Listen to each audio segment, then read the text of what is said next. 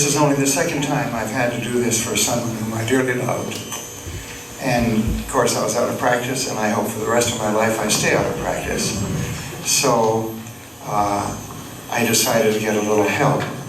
So I went to a funeral parlor and I asked the director, now how do we start these things? And he told me, and so I practiced, and so here we go. Dear friends, we are gathered here together to mourn our to mourn our Marguerite Ponder. And I'm doing this just to ease it up a bit, because while we're all mourning within ourselves, we're not here to mourn, we're here to celebrate. And we're here to celebrate a beautiful life. A woman who was talented, funny, humorous, loving, engaging, a dear friend to so many of us. And so the important thing about this program that we're having today with music, and then you will all have a chance, of course, to speak, is for us to dwell on those aspects of the life of Marguerite and the life of Jack and Marguerite together, and to celebrate it, to celebrate the fact that we all had a chance to share with this wonderful person and to share this wonderful life, this wonderful experience. So the first thing we're going to do, I want to mention, of course, that you all know that Marguerite, music was extremely important for Marguerite. And she was a flutist, and she would take her flute around, and wherever she could find a place to go, a group, an ensemble, anything, she would play. And so we're having music as a kind of envelope around this whole experience that we're having today. And so we're going to start with our first piece, which is an Eric Satie piece, which it's in your program, and which is quiet, and give you all a chance now to sort of get yourself mentally engaged in thinking about Marguerite and prepared for us to continue.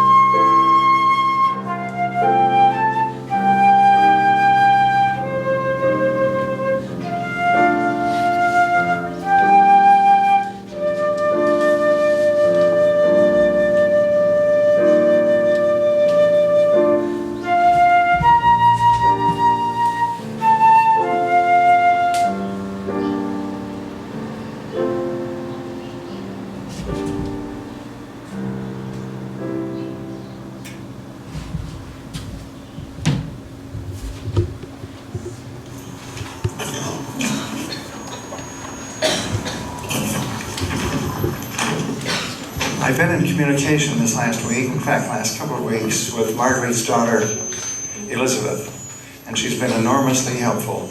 And she sent me the material that I would now like to read about Marguerite and about Marguerite's life, so we can put that all in context.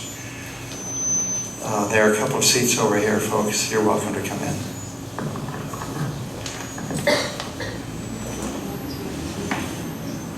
You can come around in front, it's all right. You're friends. We're all friends. Hi, dear.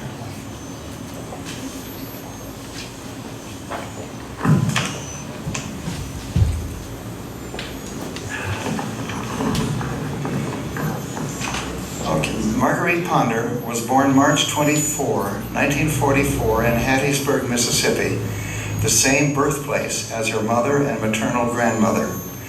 Her father came from the Polish community of Yorktown, Texas, where her grandparents had a farm. She was the first in her family to attend college at the University of Texas in Austin, where she obtained a BS in psychology and eventually a master's in social work. She worked for 25 years as a biofeedback therapist at UT Austin, where she helped numerous students handle stress and overcome performance anxiety. Her work inspired the mind-body labs that are currently present on the UT campus. Marguerite had one child, Elizabeth, whom she raised as a single parent. Upon retiring, she moved to Ahihic with her husband Jack, which she called her spiritual home. There she had a wide circle of friends, and this is certainly testimony to that, my goodness. And she loved to entertain guests from all over the globe. Marguerite's life in Ahihic revolved around music, dance, and just having fun. We all remember how much Marguerite just loved to have fun. Marguerite's diagnosis of an incurable and always fatal cancer came just a couple of weeks after Elizabeth discovered she was pregnant with her first child. A large part of Marguerite's decision to undergo radiation and chemotherapy was in order to live long enough to see her granddaughter, Skadden Bench. And so the chemo, they weren't trying to cure the cancer, they couldn't with the chemo. So she went on what you call a maintenance level, which did slow the growth and for a while even stop the growth of the cancer. And then it took off again, but it enabled her to have the longer life that she wanted, to be able to be with her beloved and new grandchild. We're going to put these pictures up outside after this is over. Her happiest times at the end of life were with her grandbaby, for whom she endured a lot of pain in order to see. It's a very disturbing contrast to see the birthday on March 24, 2018, Marguerite being Marguerite, dancing and being happy.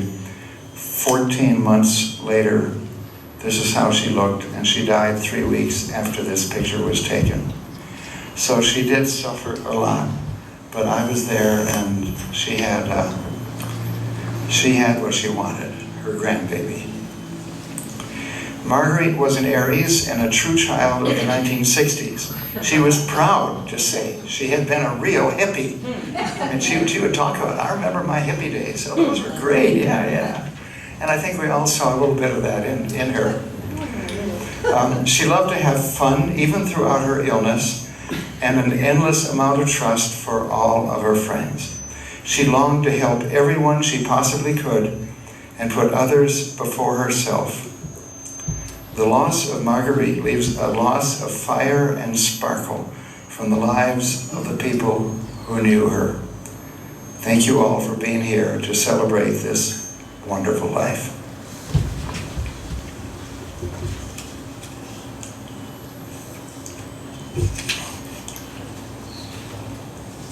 Then let's digest what I just read, and let us think about Marguerite's life as we listen to a brief interlude now, if we may. It's a happy one.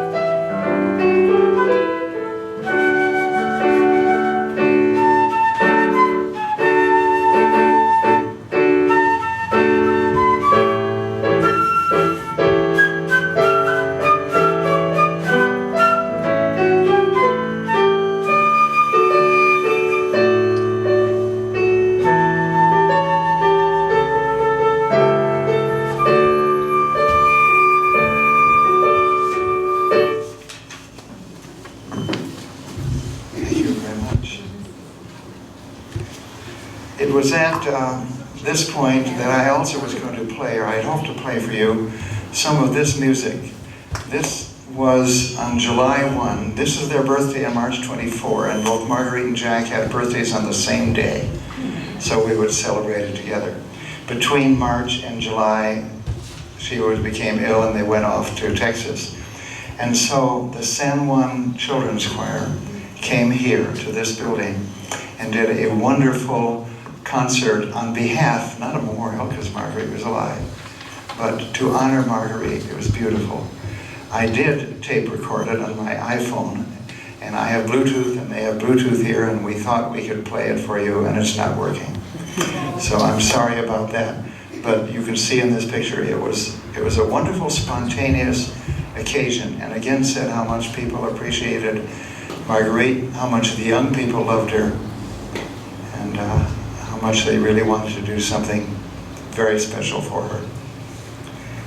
So, what I would like to do now is turn this over to all of you.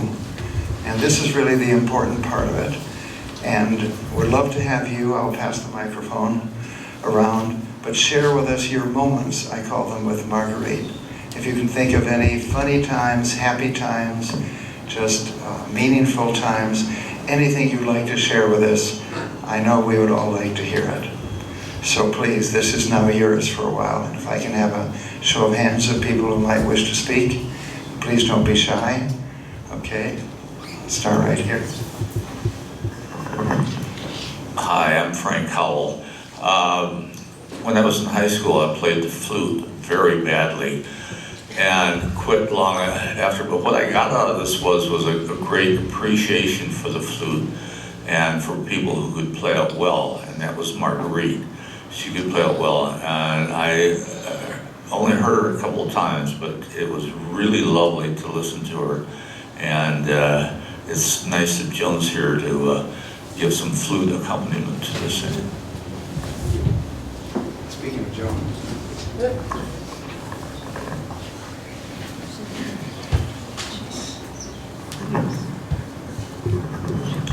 I'm speaking for Carol Powell, who was a dear, dear friend, is a dear, dear friend to Marguerite, and she's in Texas and not able to be here, but she sent this for me to read. Like a rock star. There are so many memories of knowing Marguerite for more than 14 years. We laughed, cried, and sympathized on so many levels. Marguerite was the greatest sous chef. I would cook for Jack and Marguerite, but she would work with me, prepping whatever I needed. She was so patient, where I had no patience doing that part of cooking. Our trip to McAllen almost 2 years ago to visit the consulate and for them to sell a car was the introduction I needed to settle here in Texas. Anyone who spent any time with Marguerite knew how difficult it was for her to be on time for anything. Jack and I always had a challenge getting her to wherever we had to be. She was one of the most giving people I knew. She had certain street people that she always helped for years. She could never, ever turn them down. The last months, we spent a lot of time talking about the ending. We told each other how we would manifest after our passing. She was going to show up as a white peacock. I as a butterfly. Do you know that the day after she passed, I turned on my computer in the hospital where I had just had open heart surgery, and all of a sudden on Facebook, a white peacock was in a photo. Need I say more? I will always be grateful for our friendship, and I'm having a difficult time really understanding she is gone. Thank you, Carol Powell.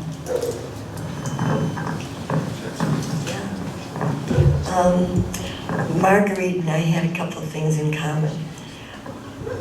We both played instruments. However, she played well because she practiced. I took Spanish in high school, and she did too. And she told me that she practiced. And that's why I don't speak Spanish, and she does speak Spanish. She did speak Spanish very well. And it was, again, practice. she told me that in high school they had a lot of spelling bees with Spanish words and grammar. We traveled together to Cuba, Jack and Marguerite and Alan and myself, and that was great fun. Because she was fun, you said a spark, a flame. But one of the things I learned is that she follows her nose and left the rest of us waiting for her because she was just having a good time. I am going to miss her. That's the upshot of the whole thing. We played together a lot in our music. I played the violin, she played the flute, and we played one time for some other people at Adelita's. And one of the pieces we played was, I don't know how to pronounce it because it was Irish, but she said she begs for more. She had the audience howling with laughter. Thank you. I'll bring it to the other side.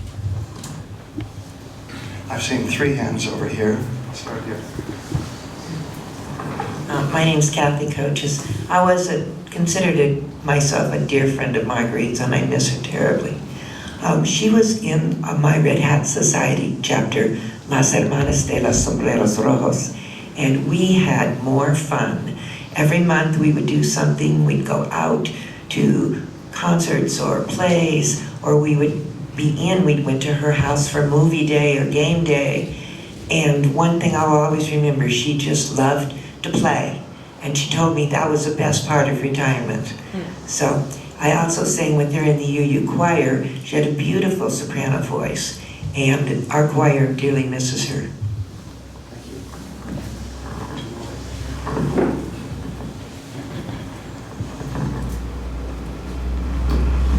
Hi, I'm Janice Kimball, and I wrote a little something for Marguerite. Marguerite had a soul who could see through sunlight, through the darkness. She was a woman who knew how to love. She loved life and song and dance. Yet she was solid. She was as solid as you could wish a friend to be. She was concerned about the future of coming generations, even as her days grew short and she would not experience them. In the end, through correspondence and then on Facebook, she gave me lessons on dying, on how to do it with kindness and humility and courage and pride and bravado. I will never forget these lessons she taught me, and it is a high bar, but one day it is my hope that I will be able to follow in her footsteps. Hi, my name is Mel Goldberg. My wife and I had the privilege of being neighbors next door to Jack and Marguerite. And I never had to go to a concert of hers because we heard her practicing every day. And she threw really excellent parties. It was really a treat to be a neighbor. Do we have anyone else in the audience who'd like to speak? Okay. Thank you, Don. I'm John Dwell. My wife and I actually knew Marguerite really through her husband, Jack. We're both Dutch. We both lived at the same experience during World War II. He wrote a book about it. I didn't, but it's rather quite similar. And so we once met him out in Austin, and I met most of Marguerite's family, but I guess we were not as intimate friends as some of you were, because I was never aware of her being able to play the flute, or that she was sick. I mean, she was always so upbeat, and my wife had also a health problem and passed away in last October last year, and we had a celebration similar to that right in this very spot. And it's kind of uncanny to realize that Marguerite followed her about a year later. Anyway, I was glad to have known her.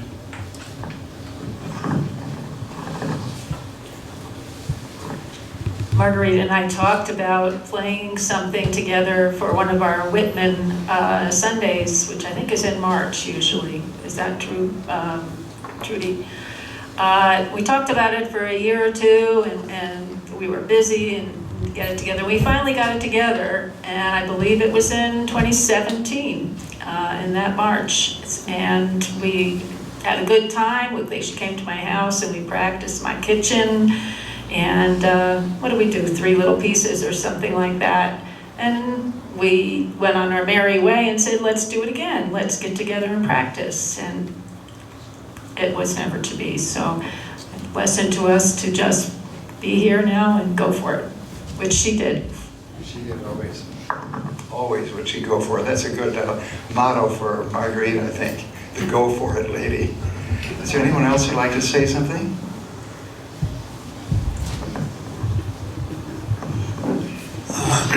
Yeah, my name is Morton Levine.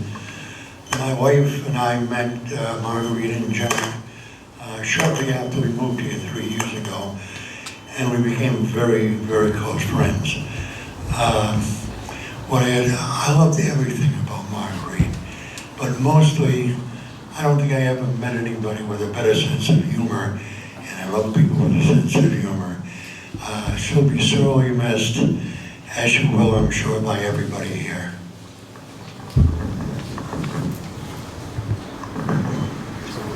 Well, if no more, I have 2 short ones. And one is on the musical side. My late wife, Pia, was also very musical, a pianist. And Marguerite and Pia decided to do a piece by, a jazz piece by Claude Bolling, which was a very complicated piece. And they worked on it for a long, long time and got it to the point where they actually could play it. And of course, I got to hear all of the rehearsals, which was really quite wonderful. But I was impressed that Marguerite was willing to tackle a piece that was really quite that difficult. And she did very well with that. The other memory I'd like to say is that my late wife and I traveled with them to Amsterdam. Some of you know that a book was written by Pia Aitken, really by Jack, on his life as a 8-year-old to 12-year-old running away from the Nazis, called One Step Ahead. And they decided they wanted to go to Amsterdam and Rotterdam, where he lived during those 4 years, and where we could see where he lived and experience it. And of course, Marguerite came along, and the 4 of us went, and it turned into a very merry trip. Even though for Jack had his heavy moments, he had his moments with tears when he stood in the apartment that he had been when he was young. But for the most part, it was a very uplifting experience, and it was wonderful to be able to travel with them. They're just great travel companions. So what we'd like to do now is, while we're in the Unitarian Universalists Foundation, Fellowship building here, Jack was Jewish, and so they honored their joint religions by being members of the Lake Chapala Jewish congregation and being members of the synagogue and attending all sorts of events and being absolutely regular there as well. And I see a lot of the members of the Jewish community here who are here to honor them both, and it's quite wonderful. And at the end of Jewish ceremonies for the deceased, they always speak the Kaddish, and Elizabeth is going to help us with the Kaddish. She has passed out a sheet that you all have, which is in both Hebrew and English translation. And so Elizabeth Katz, would you help us? Thanks, Don. Before we say the Kaddish together, I want to say a few words about it. The Kaddish, as you'll see in the notes here, speaks not a word about death, grief, mourning, or loss. Instead, through the words of the Kaddish, we affirm that life is good, that the life of the deceased was good, and we pledge to go on living, carrying their legacy into the future. With the ancient words of the Kaddish, and this is a very old prayer, we affirm our commitment to being agents for peace and healing in the world. If you look at the bottom of this page, there is an English translation of the Kaddish, and you'll see, as I say, there's nothing here about death or grief or mourning or loss. There's not even an explicit statement that life is good, or that the life of the deceased was good and that we pledge to go on living. But that is the meaning behind these words.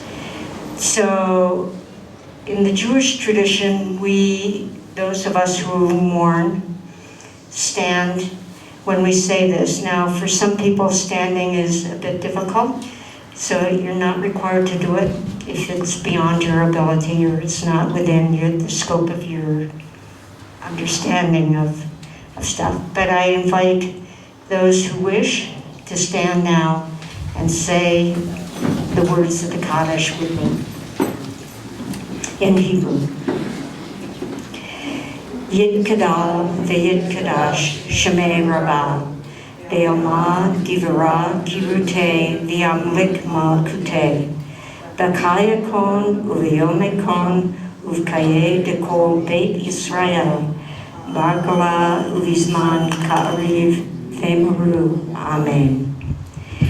Yehi Shmei Rabbah Mevorak V'Olam Olamei Almaya Yitbarak V'Yishtabak V'Yitpa'ar V'Yitramam V'Yitnaseh V'Yithadar V'Yithaleh V'Yithalal Shmei Dekudashah B'Riku La'ela Minko Birkata V'Shirata Tushbakata V'Nekamata Damiran Be'alma V'Maru.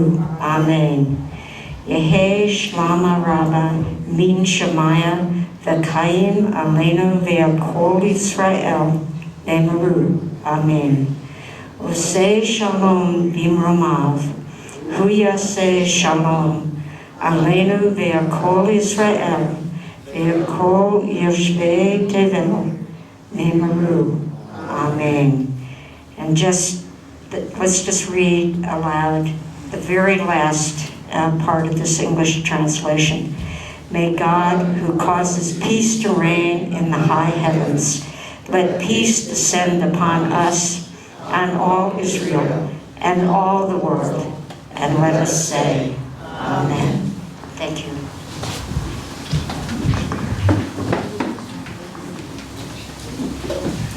The final musical piece then to close this out is, of course, a very jolly piece.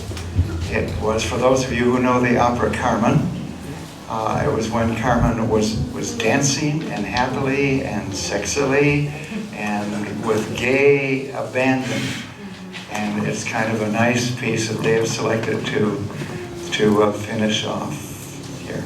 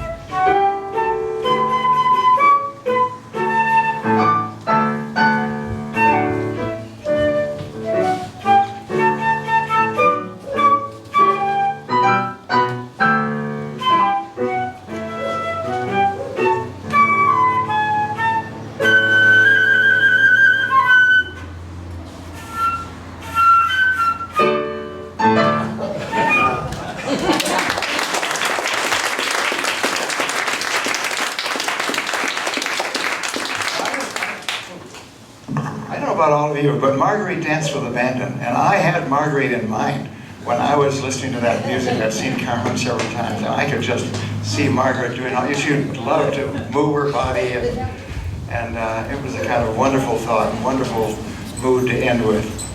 Now, I know Marguerite is up there somewhere, thoroughly enjoying this celebration of her life, the music, and the love that we are all sending her way.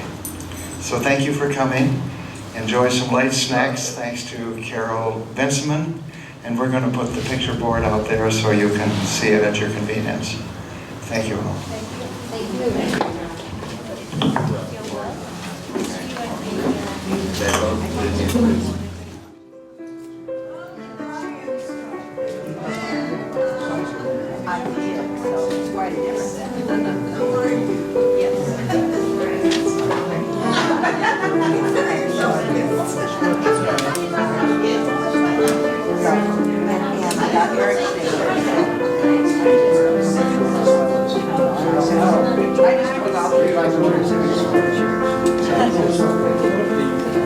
So, yes.